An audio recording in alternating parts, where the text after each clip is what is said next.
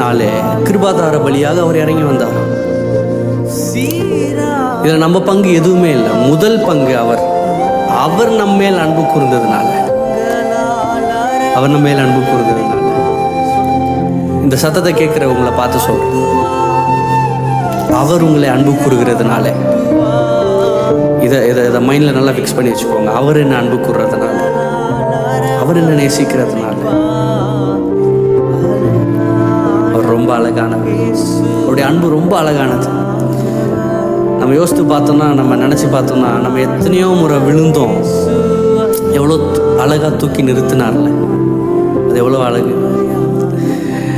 நம்ம பெற்றவர்களே இல்லை நம்ம கூட இருந்தவங்களே, இதுதான் உனக்கு லிமிட்டு, இதுக்கு மேலேயும் இப்படி பண்ணிக்கிட்டு இருக்குன்னு சொல்லி நம்மளை பேசும்போதும் அவர் எவ்வளோ அழகாக நம்மளை தூக்கி நிறுத்தினார்ல. ஒரு தாயாய், ஒரு தகப்பனாய், ஒரு சிநேகிதனாய், நமக்கு ஒரு உறவாக இருந்து எவ்வளோ அழகாக நம்மளை பாதுகாத்து வழி நடத்தி